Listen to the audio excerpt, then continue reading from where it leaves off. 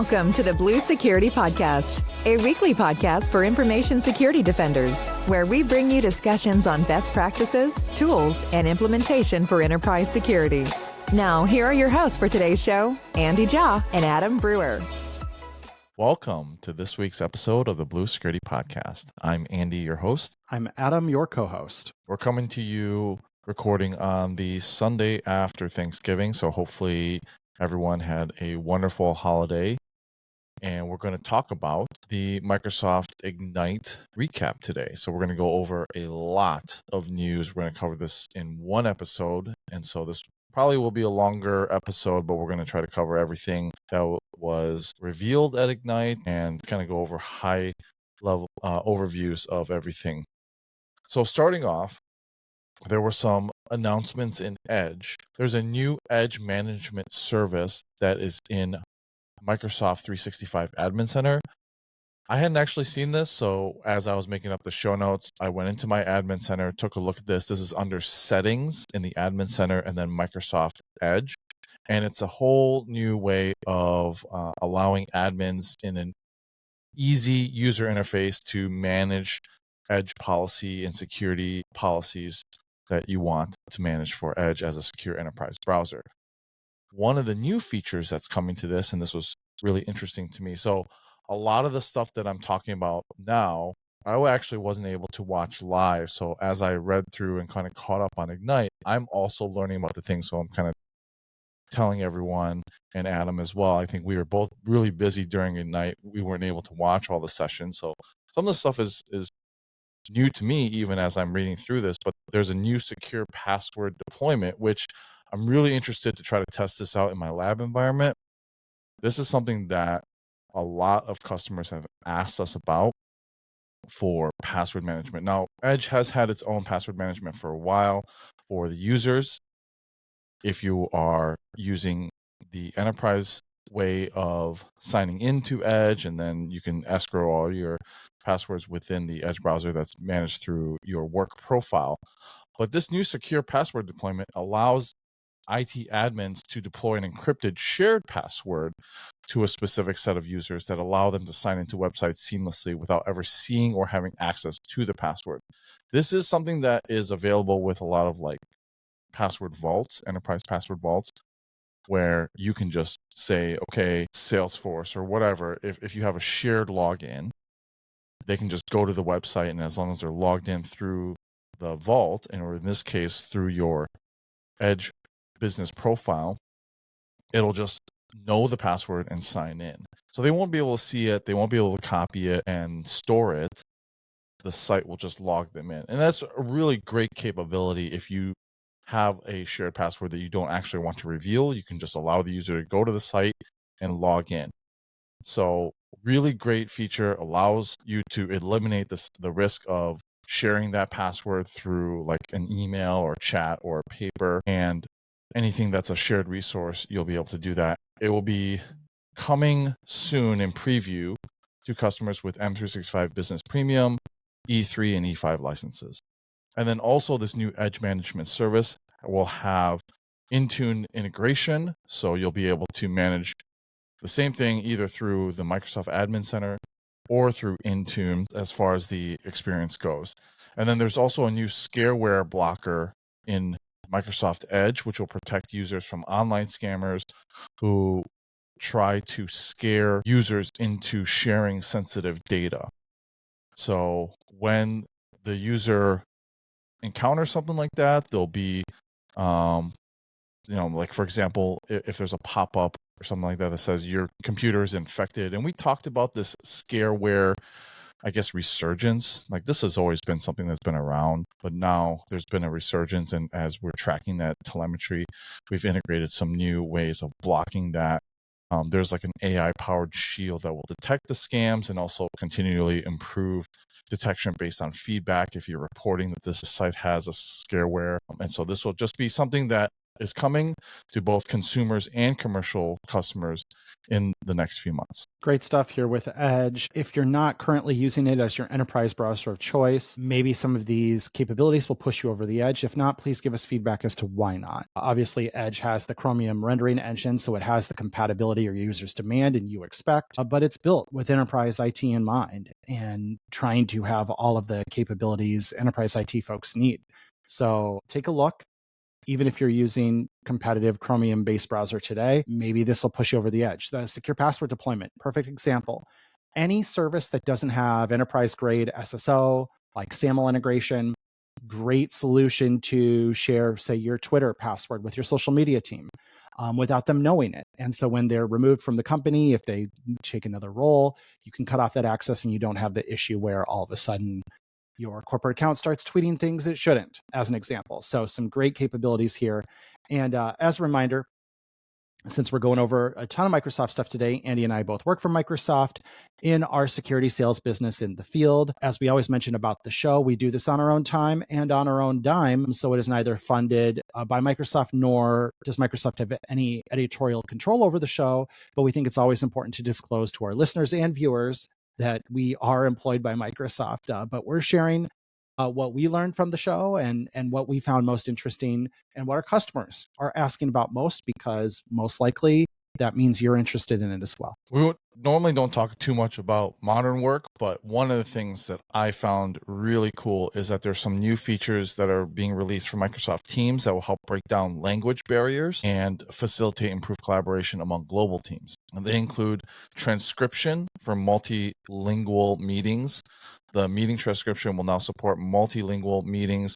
And when enabled, meeting participants will be able to select one of 51 spoken languages and one of the 31 translation languages, and the meeting transcript will capture the discussion regardless of the language spoken. Live translated captions and live translated transcriptions will be supported in the multilingual meetings, and they'll be available next year in Teams desktop, web, and mobile apps.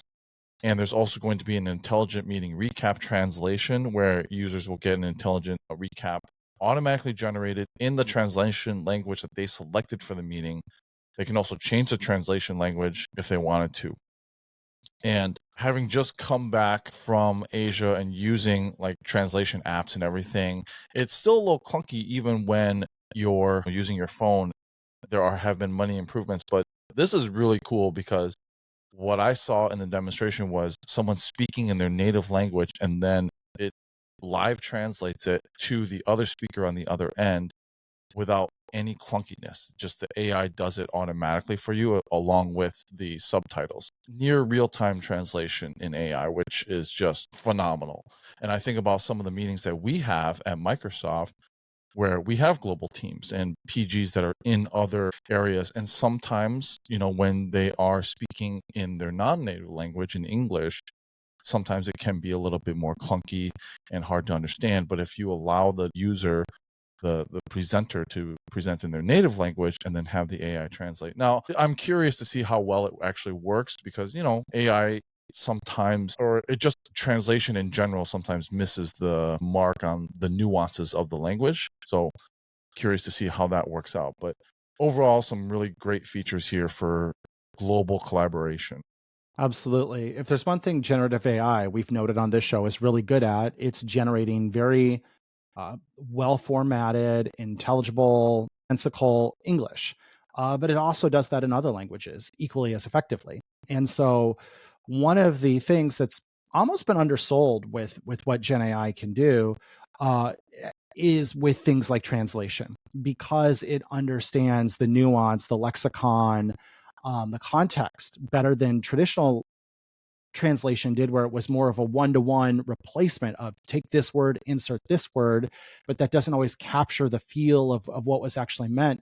Gen AI is really good at that. So I think we will see large leaps forward in translation capabilities in a short period of time, because when you think of what Gen AI is good at, it's good at writing natural sounding language. Well, when we're translating and we need to translate that to what sounds natural in another language, it already has all of the training data it needs to be able to do that effectively. So I think that's a really strong use case for Gen AI. On the security front, security Exposure Management is now generally available. It's a unified posture management solution that's available within the security portal of Microsoft, and it gives you some end-to-end visibility for attack surface, an ongoing assessment for attack paths to critical assets, as well as some recommendations to improve your security posture across your devices, identities, apps, data, on-premise, hybrid, and multi-cloud infrastructure. So really good stuff here. This has been in preview for a while now, and it is one of those things that has been just included in some of our security solutions if you are a customer. And it has some really cool stuff. Like if you're looking at a specific attack vector, like business email compromise or ransomware, it'll let you know like how susceptible you are to that specific attack, as well as this attack path, which we've talked about on the show, where if you have a specific critical asset that is exposed and you have a vulnerability that we can see, then the attack path will show you from an attacker's view how they can escalate through your environment to that critical asset. So really good stuff here. It works together with Microsoft's Defender XDR and of course, our Security Copilot, which is our generative AI solution for our security platform. And, with that, you're going to be able to remediate your things a lot faster for security operations. So with exposure management, there's 3 specific things that you're getting. The attack surface management, which allows you to discover your critical assets, the attack path analysis, which looks into that visibility on the attack paths from your vulnerabilities to your critical assets. And then finally, this unified exposure insights, which aggregates all of that data into a security posture management along with third-party vendors. And then it gives you kind of the insights to focus on improving your overall security posture. So really good stuff here. You listen to a show like Ignite and maybe all you see are dollar signs as new products are unveiled and you think, wow, this is just another thing I have to buy now. Well, there's nothing to buy here. Security exposure management is kind of like the Defender XDR portal in that the more you own, the more things light up, but it's not a licensed product in and of itself. It is a portal that brings together all of the different exposure management that you have collected across different use cases and different security domains.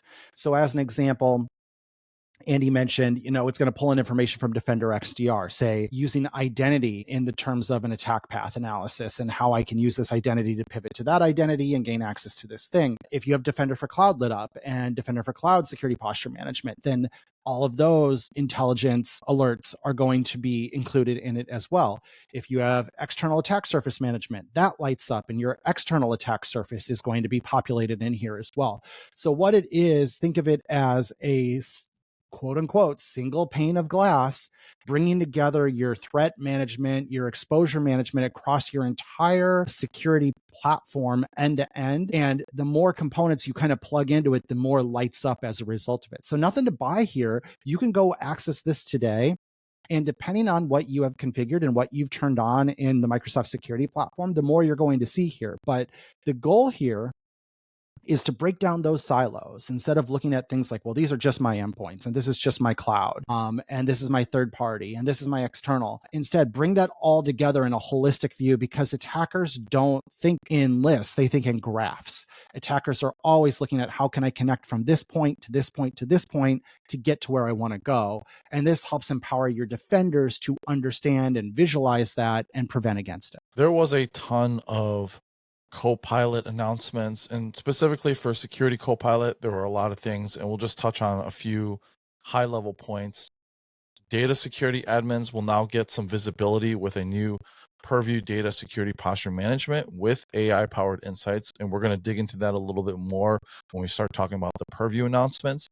Identity admins also get AI-driven assistance within the Microsoft Entra Admin Center, with insights across user sign-ins, user and group details, audit and diagnostic logs. And so we're going to talk about that as well when we talk about the Entra section. IT admins will also be able to use AI-driven Kusto query language assistance to assess data across multiple device platforms and rapid endpoint issue troubleshooting. Again, I will talk about that more on the Intune section. So a lot of cool things here. SOC analysts will now be able to quickly identify and resolve potential security issues using an improved Security Copilot side panel, which allows them to look at some insights on identity behavior and misconfigurations. Also in preview, threat intelligence and SOC analysts will be able to leverage a broader set of sources via the Microsoft Threat Intelligence plugin. And let's see, some automated security tasks that will help empower security teams with a new Logic app connector, which will allow security teams to run prompt books directly from their Logic app workflows, and which is really cool. That's one of the things that I think has been missing up until this point, where Logic apps, which really help drive a lot of the automation, like with Sentinel, now that Sentinel is now in this unified SOC experience, one of the things that had been missing up to this point is to be able to access those Logic apps and those workbooks. But now that's also integrated in with Security Copilot, that SOC analysts will be able to directly access those things from the security portal. And then also some new third-party plugins. Security Copilot has a thriving partner ecosystem, and if you want to use your existing tools while also leveraging Microsoft's global threat intelligence and generative AI capabilities, there are over 15 new third-party plugins across different categories, including device endpoint management, threat intelligence, data security, and those are all generally available. So works with some of the tools that you might already have in place. So first off, you buried the lead here, Andy. We have a rename, the third name for this product. It was Security Copilot, then it was Copilot for Security. Now it is back to Security Copilot, which means sanity has prevailed. I like that name much better. It rolls off the tongue a lot faster than Copilot for Security, Security Copilot. So the name is back again from launch. A lot of cool stuff here. Let me just summarize it this way. If you're of the opinion that Security Copilot is only for customers who are all in on Microsoft, not true. Thriving third-party ecosystem of plugins. So depending on what you're using, there's probably a plugin for that, and you can bring that information into your Security Copilot workflows. Number two, you probably think this is only for SOC analysts. Also not true. As you kind of noted as Andy walked through it, we're seeing a lot of customers get a lot of value from the experiences in the Entra portal, in the Intune portal, now in the Purview portal, providing that coaching and guidance and acting as that expert Copilot to help you configure and manage and run those services. So it's not just for security operations analysts at all. It's for any IT admin who's managing basically any Microsoft 365 system at this point, whether it's Purview, Defender, Entra, Intune, across the gamut of the security compliance identity systems in M365. There's a Copilot experience that's embedded that helps you through your day. So that's really valuable too. And finally, if you're of the perception that, this is really expensive and I have to buy a bunch of licenses and pay up front, you don't. This is a pay-as-you-go model. So you can spin up a very small amount of security compute units and kick the tires on this and pay per hour. And if you're not getting the value you expect out of it, you can turn it back off. And your company's out probably a rounding error worth of money for your organization. So it's really easy to try and test it out as well. And customers are really loving it once they try it out. And I know there's some hesitation too, but I would encourage you to judge for yourself instead of buy the cover on the book. There's a lot here, and it is, of course, evolving so rapidly and quickly. And we'll continue to unpack these, as Andy said, as we get into those different sections, more of what you can do with the Security Copilot experience in each one. But long story short, not for SOC analysts, not for 100% Microsoft customers, because they don't exist, and certainly not overly expensive or burdensome to try out. So definitely take another look at Security Copilot if you haven't yet. Really exciting developments here. And again, this is a solution that's only been in market for 7 months. It launched on April Fool's Day. No fooling. And here 7 months later, the rate of innovation is really impressive. So I'm excited to continue to follow this and where it goes. It's kind of hard to believe that it just launched this year. Yeah, I feel like we've been talking about it for a lot longer. Well, it was announced a while before that. It took there was at least 6 to 8 months because there generally available. There was this year early access program and all that. Okay, so starting off with the meat of a lot of things here in Purview. Purview Insider Risk Management will now include some new usage indicators and policy templates that provide new detections on intentional and unintentional insider risk activity on generative AI applications. Any activities for these, so this is like if you have generative AI application access and users are going to try to put company data into these generative AI apps, which is a huge concern for a lot of companies. So these activity prompts, we'll look at some risky prompts that might contain sensitive information, risky intent, or sensitive response that contains sensitive information, or information generated from sensitive files or sites. The detections will also contribute to the adaptive protection within the insider risk levels. And then the insider risk management alerts are also going to be integrated into the Defender XDR incident page, and the analytics will be integrated into advanced hunting so that security teams get a deeper and more complex analysis of their environment. Some new controls within M365 Copilot that will help prevent data oversharing. So there's going to be a new Microsoft Purview data loss protection M365 for M365 Copilot that will help process some data and files based on the sensitivity label and also reduce the risk of oversharing. Some of these capabilities, which are all in preview, include expanded file type coverage for endpoint DLP, some Power Automate integrations, workflows that they can use as a trigger for DLP policies, Security Copilot powered DLP policy understanding. So it'll help provide admins with a policy summary in natural language and policy gap analysis based on the organization's need. Full file evidence, Microsoft managed. Users will be able to store and view full files on Windows as evidence for investigation using Microsoft managed storage. And then finally, blanket protections for non-supported file types. Users will be able to enforce general protections for file types that endpoint DLP does not currently scan and monitor. So a lot of cool things here for the prevention of oversharing. There's also, we talked about that data security posture management just previously. We preview have this new data security posture management, which provides a centralized visibility and contextual insights for all of your Purview data solutions across the board. And the insights will include views on location, type of sensitive data, risky user activities, and common channels for data exfiltration. And then finally, data security posture management for AI. Adam mentioned the renaming of Security Copilot. Our marketing department is hard at work with these names here. So even I sometimes get them a little bit confused, but this one is specifically for AI. So think data security posture management just for AI, where, if you're a security team and you think about where your data security and risk with AI usage is, that is something that a lot of security leaders are really kind of losing sleep over, because a lot of leaders cite that 80% of their primary concern is sensitive data leakage, and even 30% of those business decision makers don't know where their sensitive data is. And so it's really hard to manage something when you don't even know where your critical assets are. So this data security posture management for AI helps you discover data security, safety, and compliance risks in AI prompts and responses, including Microsoft's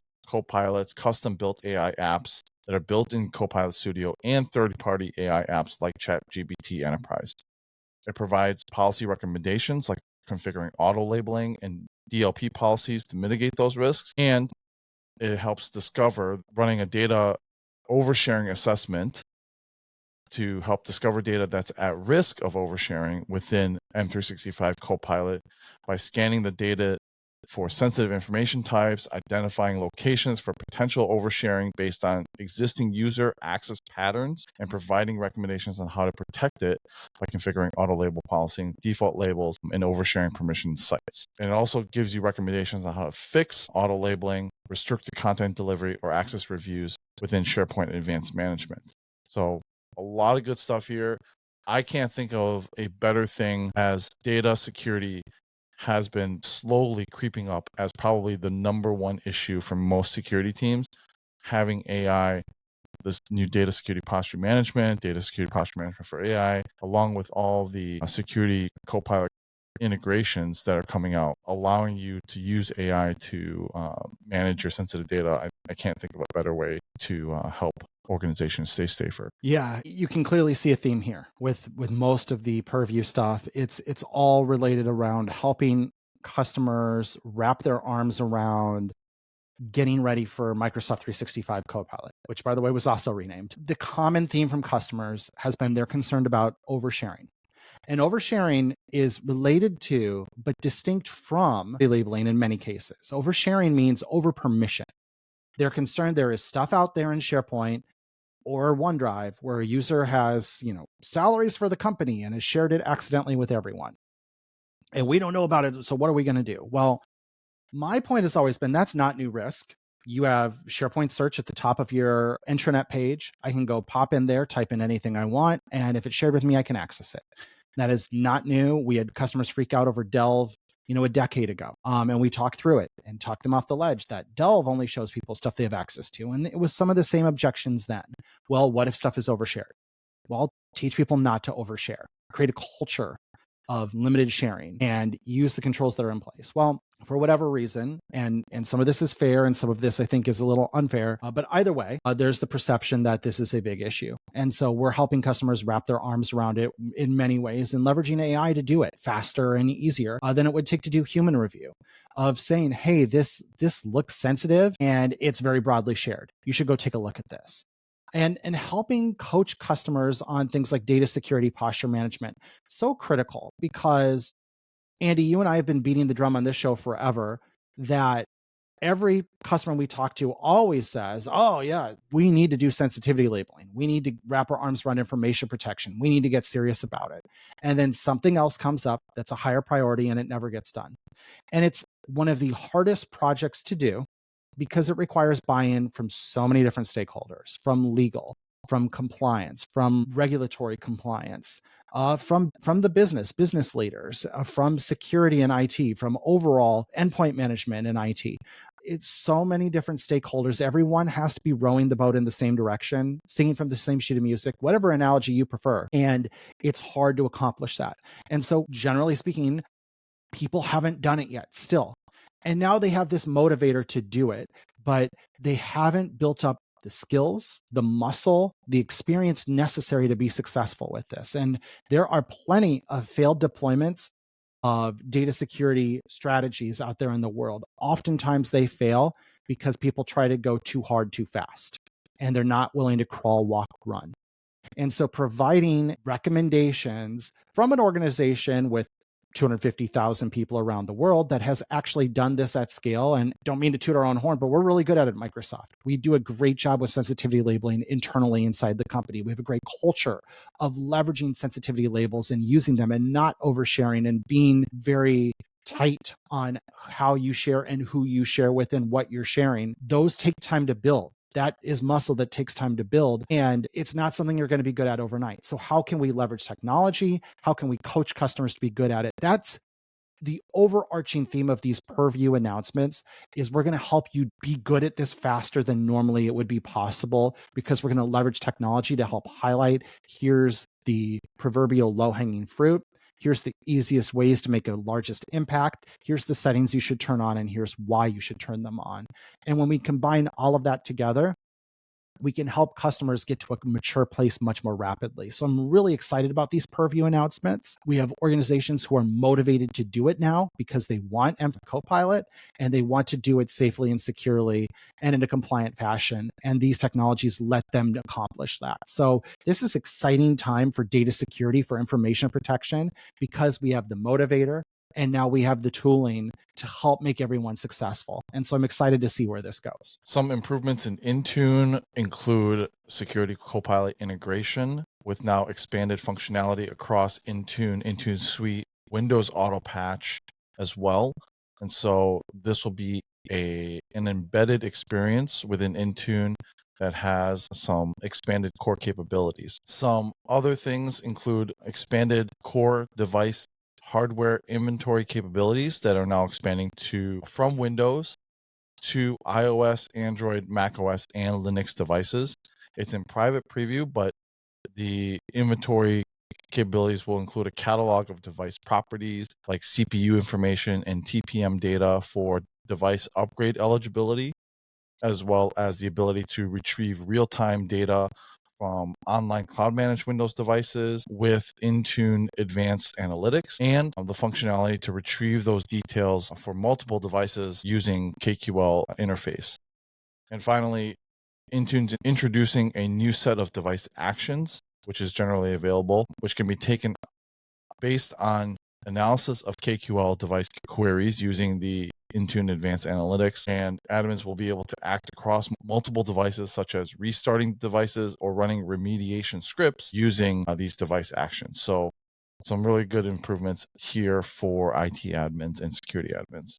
Yeah, this knocks over one of the last major objections by SCCM admins in that their ability to query their devices and have a really detailed inventory of devices is now coming to Intune in a really modern way with near real-time analytics, streaming off devices with Intune Advanced Analytics, with the ability to query them very rapidly with a modern query language and Kusto query language. And using Security Copilot to help coach you on how to structure your query, or just ask in natural language for what you're looking for, and it may be able to provide it for you, and in most cases will. So again, this feels like, if you're not into this, you may say, what's the big deal? But this has been one of the final holdouts for SCCM folks, is that SCCM is way richer reporting, and I can write all these crazy queries and, kick off scripts based on these exact criteria of it's got this combination of TPM and CPU and NIC, and then I can install this patch and reboot it. And I can't do that in Intune, and I need to be able to do that to even look at it. Well, we have all that now, and that should be one of the last, I think, major holdouts at this point. As I've been saying on this show and to customers directly, it's not a lack of engineering availability or interest in deploying a feature. It's an engineering decision not to deploy something in Intune at this point, because it is a different paradigm. It's a different way of management.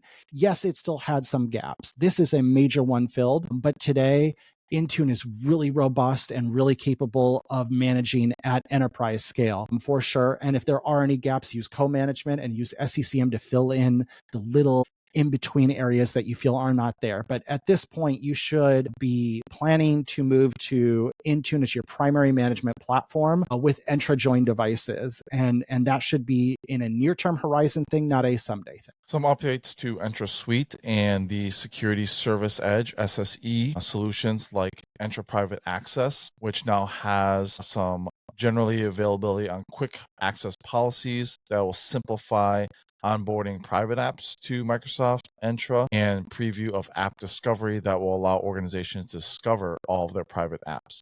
Also, private DNS in preview, users will be able to access a resource using a single label name or host name.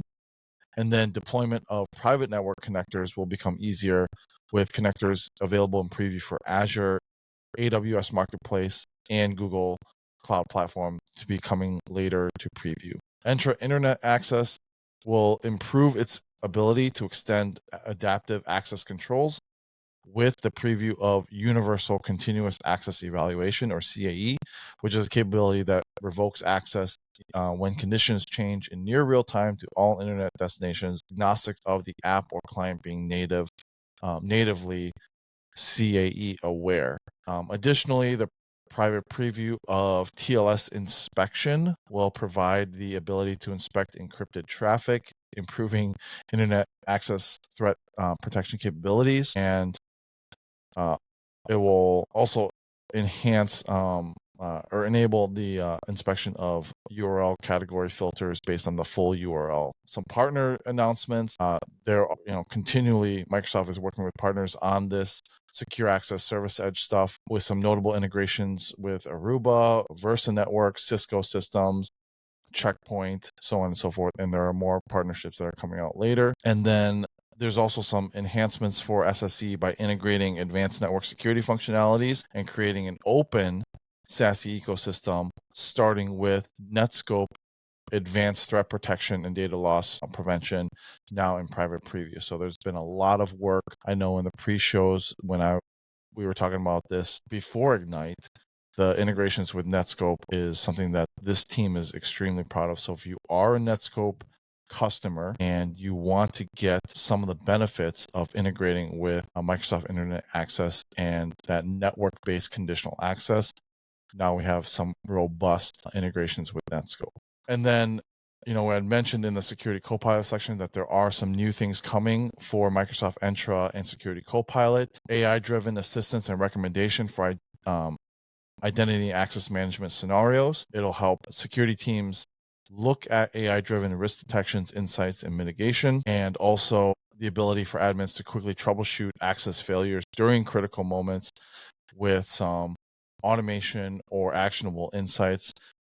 If it's like a multi-factor authentication attempt that's failed or a policy change, Copilot will help you translate that complex data into a natural language summary. So some good stuff here as far as Copilot integration with Entra. We talked about this, Andy, when we did our shows on the SSE capabilities, the SASE capabilities with Entra Private Access and Internet Access, and how they're built to integrate with partners and not just displace partners. And so that's a little bit of a different move from Microsoft than in the past, but in the identity space in particular, it just lends itself to more of that model of partnership where you have to be able to connect to all the solutions that customers demand. And so these are solutions really worth looking at because Microsoft does bring unique offerings to the table. First off, we're integrated in your primary productivity platform in Microsoft 365. We have one of the largest private fiber networks in the world, so we're extremely performant. We're available anywhere on the globe you need us to be. And we have great integration with M365 and now new capabilities with Security Copilot built in and coaching to help identify easy solutions to onboard to private access, and then integrating meeting customers where they are and integrating with your existing solutions from Checkpoint and Netscope and so on. So certainly worth another look if you took a look at this early on when it was in public preview. And some exciting capabilities here, and certainly being able to use Security Copilot to help understand, hey, what is this anomalous sign-in? Can you give me more detail on this? And it can pull in some suggestions on how to research it and look into it more deeply. That's super helpful, especially even for experienced admins who've been running an identity platform for a long time, but even inexperienced admins who may need some help. So overall, some great Entra announcements here. On the Defender for Cloud, there was a ton of different things here. So some updates to the ability for Defender for Cloud to scan container images from their creation in a CI/CD pipeline through either Azure, AWS, or GCP, third-party or private registries, and that with like Docker Hub or iFrog Artifactory, and in Kubernetes clusters where they're deployed. A simplified experience for Defender for Cloud within the Azure Kubernetes system that will help you have some more built-in visibility for container security issues and actionable insights, enhanced monitoring and alert capabilities for Defender for Cloud and Defender XDR that will now process Kubernetes container data in real time and help detect and respond to a broader range of vulnerabilities and threats.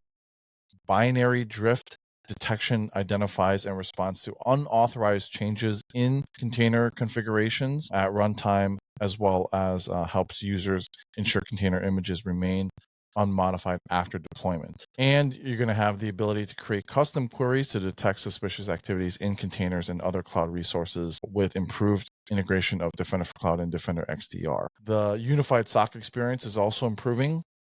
Defender for Office 365 will now be able to identify the attacker's intent using large language models to proactively protect against key threats like business email compromise.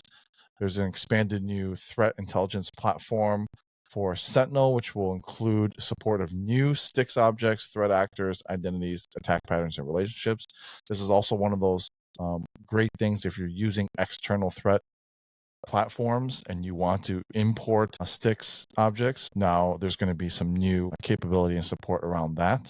There's a new unified experience that integrates insider risk, which we talked about, into Defender XDR. Customers also get some recommendations on the unified SOC platform that will help improve their protection and save on log ingestion.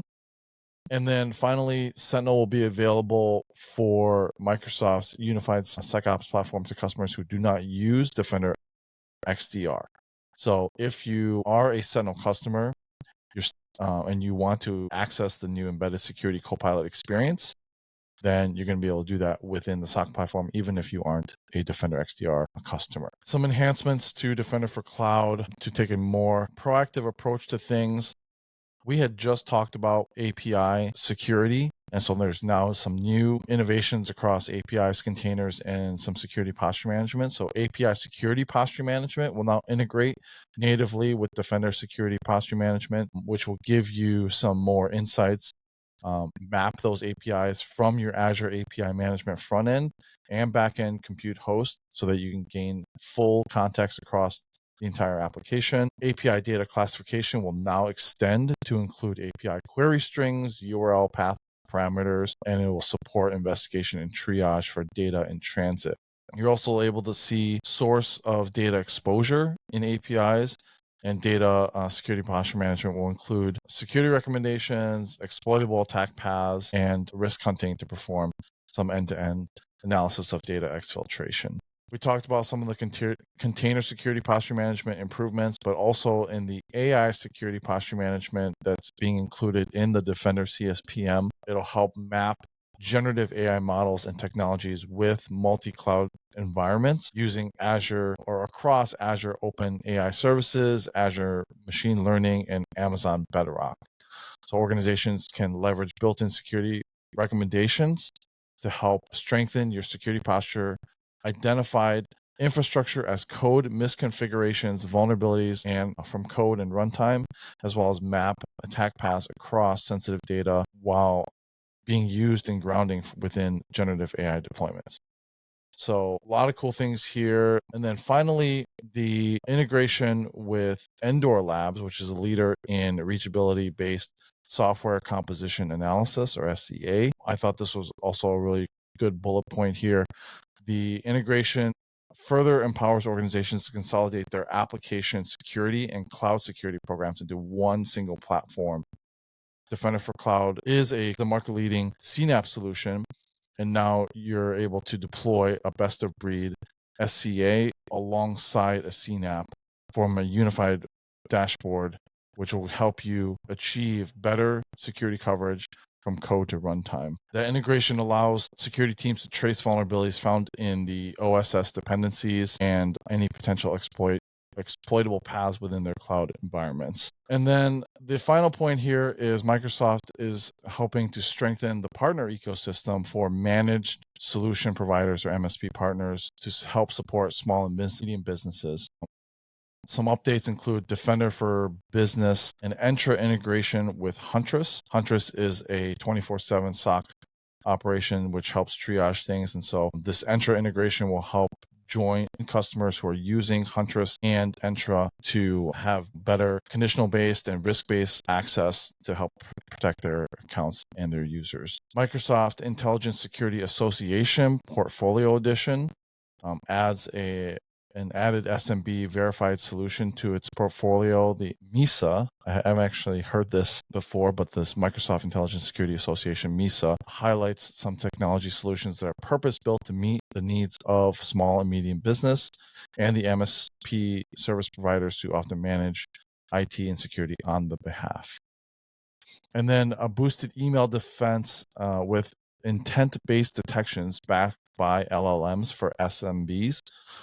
Defender for Office 365 now has the integrated LLMs to improve threat detection by interpreting subtle human language nuances to attempt to understand the attacker's intent and proactively thwart threats. The models have been trained on one of the largest data sets in the industry and enable more accurate identification of text-only attacks like business email compromise. And with this integration, Defender for Office 365 can predict and neutralize attacks by recognizing malicious intent and safeguarding inboxes against social engineering attacks. The capability will be available in Defender for Office 365 Plan 1, which is included in the M365 Business Premium. Ton of announcements here across the Defender platform. Just highlight a couple of ones that I think are most interesting. One you just talked about is not just for SMBs, but for enterprise too. You mentioned it earlier, Andy, but empowering Defender for Office 365 to leverage large language models to determine attacker intent is really cool, really interesting. It's been trained on one of the largest data sets in the industry. So very cool there. Bringing insider risk into the XDR platform, I think, is a huge deal, because that's been seen as that's a compliance thing. That's another thing. And it's like, no, that's a security thing too. And we've talked about it on this show, Andy, about how security teams should even partner with things like human resources to make sure your people are treated fairly and given the benefits and the support they needed to be happy and healthy, because people who have financial troubles, who have mental troubles, they are more likely to put your company at risk. They are a threat to you. And the way you manage those threats is providing the benefits and services needed for them to thrive in their personal lives, which affects your business. So love that. Just across the board, the continued focus on security posture management for all of the things. We need to continue to be proactive and understand what actually helps. What is the most impactful steps we can make to be proactive and improve the defendability of our environment? And then I love the integration with partners who have an SMB focus. We have called out on this show many times that SMBs are probably the largest threat out there today in terms of just not having the funding, the resources, the talent to adequately protect themselves. And so anything we can do to empower them to be better protected is a huge win. And I love to see that Microsoft's really been banging the drum on this lately, how we need to have things like Defender for Business and a lot of SMB offerings to help protect them, and understand that they don't have a team of SOC analysts. They don't have a huge amount of budget. They need stuff that's set it and forget it, can integrate with partners easily to help them protect themselves. So love seeing that as well. Okay, 2 more sections, but the next big one, second to last here, is Windows. So there were a lot of Windows announcements, a lot of improvements in Windows, starting with Windows 365. There's a new Windows 365 Frontline, which will now be able to be provisioned in share mode, which allows you to, if you have frontline workers that need to have brief access to ad hoc tasks, but use this non-personalized Windows desktop, now you have that. Some integration with Purview Customer Lockbox, which is a really cool feature if you want authorization from Microsoft to access your data. Now there's some integration with Lockbox for Windows 365. So now you can get approval to access some data from Microsoft if needed. And that's a feature, like, again, if you're not familiar with Lockbox, it's a specific feature that you can pay for as an organization where you control the keys and Microsoft has to request access before they can get access to your company data. And finally, port 3389 is RDP is now disabled by default for all newly provisioned and reprovisioned Windows 365 cloud PCs. That's a secure by default configuration. Personal data encryption is now generally available, is adding a second layer of protection to Windows Enterprise. So individual files that the user has on their laptops can be encrypted a second time and only be read by the user when they sign into their PC using Windows Hello. This protects even the files on the PC while the device is running on standby. So it can integrate with OneDrive and SharePoint on Microsoft 365 to allow seamless collaboration, and it has to be enabled by an IT admin using Microsoft Intune or another management tool. Some really good announcements around resiliency. So there were a lot of lessons learned from the CrowdStrike incident back in July. And so there's a new initiative called the Microsoft Virus Initiative, where partners that have the deepest integrations within Microsoft Windows, including Defender, so including our own solution, will now have to agree to a new set of standards, which they already did, following the Windows Endpoint Security Summit back in September. Partners must now conduct additional security and compatibility testing to components, such as drivers, with each Windows update, ensuring issues are found early, and Microsoft and its MVI partners are now developing a strengthened incident response process for streamlined coordination to quickly and decisively address any incidents. Microsoft and MVI are committed to safe deployment practices in line with CISA recommendations, including security product updates, which must be gradual and leverage deployment rings and monitor to ensure any negative impacts are kept at a minimum. Microsoft is also developing new abilities to quickly recover compromised machines. Coming in Windows Insider program in early 2025, there's a new recovery solution that can execute targeted fixes on Windows machine even when Windows is unable to boot. And Microsoft is addressing 3 long-standing challenges with Windows security: overprivileged users and applications, unverified apps and drivers, and insecure credentials and authentications. So along the lines of least privileged applications, administrative protection is a new solution that will have the security of standard user permissions by default, where users can still easily make system changes when needed, but with administrator protection, if a system requires admin rights, the user is prompted to securely authorize the change using Windows Hello. Once authorized, Windows creates a temporary, isolated admin token to get the job done. This token is immediately destroyed once the job is complete. That means admin privileges do not persist. This is new and in preview. Along the trusted apps and drivers, Smart App Control and App Control for Business policies provide the peace of mind that only verified applications can run on the user's device. With the power of AI, this will simplify deployments for admins using Microsoft's cloud policy, which enables millions of safe, known apps to run regardless of where they are deployed. Line of business apps that are unknown to Microsoft can easily be added through policy changes or via Microsoft Intune managed app deployments. And then for protecting credentials and administrators, Windows Hello for Business is the MFA solution for Windows, and it has been hardened to extend to support passkeys. A user no longer has to choose between a simple sign-in and a safe sign-in. Windows Hello for Business is also being used to protect recall, which is that Windows Copilot feature, along with personal data encryption. And for delegated managed service accounts, there's a new delegated managed service account, DMSA, being introduced to help enterprises enable automatic credential management and rotation for these accounts. DMSA requires Windows 24 H2 or Windows Server 2025 and an upgraded server domain controller to Server 2025. And some new things for MDM. We talked about this a little while back. It was in preview, the Zero Trust DNS. So network destinations that are defined by domain names. Zero DNS restricts Windows devices to approved domains, blocking outbound IPv4 and IPv6 traffic unless resolved by protected DNS server or allowed by IT admin. Configuration refresh. So this is really cool, a really frequent feature that's requested by a lot of our customers. It can occur when a user or application has made an unwanted change to the PC system registry. Configuration refresh helps enforce MDM-defined security policies by automatically returning PC settings to preferred configuration. And because it works locally on the PC, there's no need to connect to the MDM. Devices can self-manage and self-correct any settings drift when offline. Windows backup for organization with Microsoft Entra ID accounts.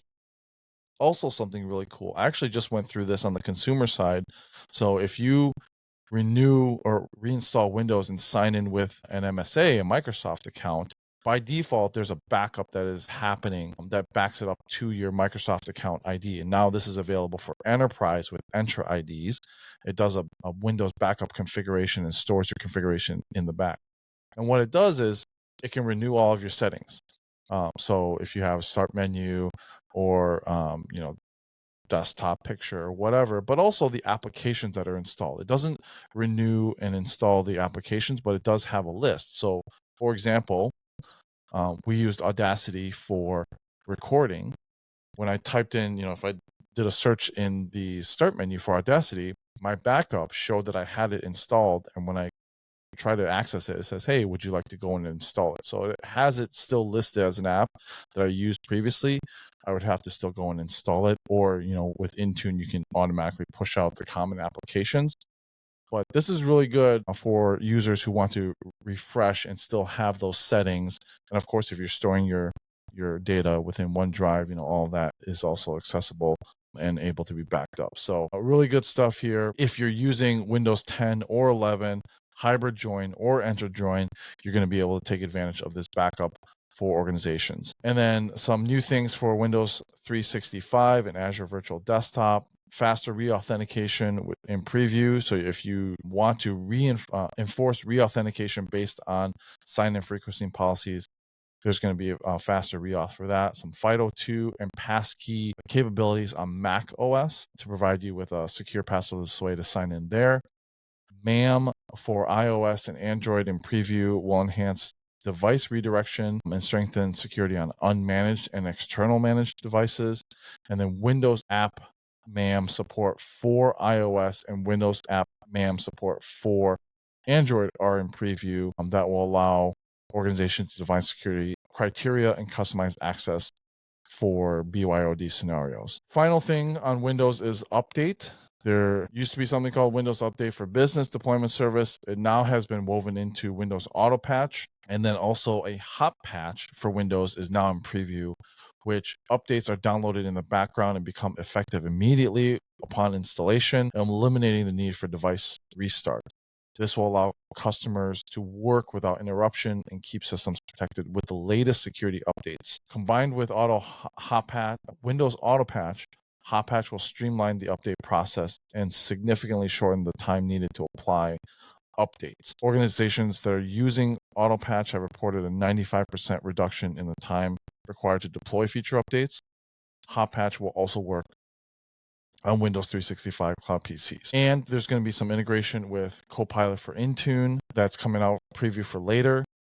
Copilot for Intune will use Windows Auto Patch data, and admins will have access only to data within their permission, including role-based control, access controls, roles, scope tags assigned to them. Customers will get details on preparing for Windows feature updates, device readiness, alerts, payload information, and also gain insights on the Auto Patch device deployment status, membership analysis, and assess update impacts on those devices. So a lot of good things for Windows updates, which of course help keep your devices more secure. I think one of the most exciting Windows roadmaps in a long time, where it felt like Windows maybe hadn't been getting as much love over the past couple of years, but Windows 365, now several years in market, continues to evolve at a rapid pace. And we didn't even talk about that hardware for Windows 365 that's purpose built like a dumb terminal, like a Wise terminal from back in the day to thin client, to directly connect you to W365. That's really cool too. But some great announcements here across the board. I'm really interested in everything with the Microsoft Virus Initiative. We got together with all the other endpoint security solutions, the CrowdStrikes of the world, and initially was pretty quiet coming out of that summit. And it turns out it was just quiet because we were saving these announcements for Ignite. But some really exciting stuff here coming to make Windows a more resilient platform. And I think David Weston's team has done great work hardening Windows today. Windows doesn't get enough credit for how far it has come in being a truly secure and robust operating system today. And they continue to do great work to further harden the operating system. I encourage our listeners to review what's coming and take advantage of this as quickly as possible. A lot of times the gaps are we're deploying stuff and customers aren't using it. So be sure to check that out. And obviously, a lot of buzz for Hot Patch. I think that's really exciting, where we get to a point where we only have to reboot for patches every 3 months instead of monthly would be huge. So really excited about that as well. Some great announcements across the Windows ecosystem. Yeah, and the final tidbit for Ignite here, I know it's been a very long show for us here, but this is the final thing.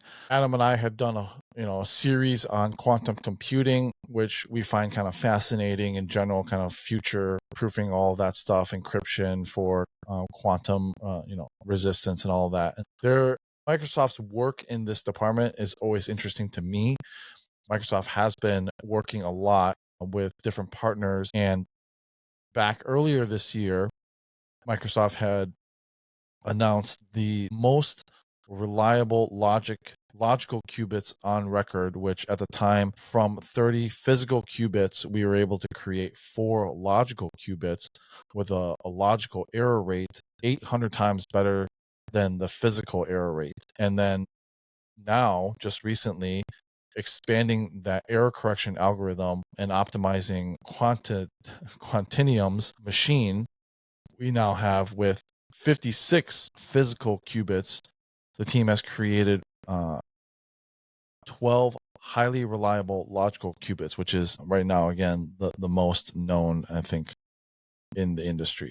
A lot of good work here. All of that, of course, translates to if you want to use quantum computing within Azure. And, as security professionals, we're constantly following this journey for quantum computing, because at some point, traditional encryption will be able to be broken pretty easily using quantum computing.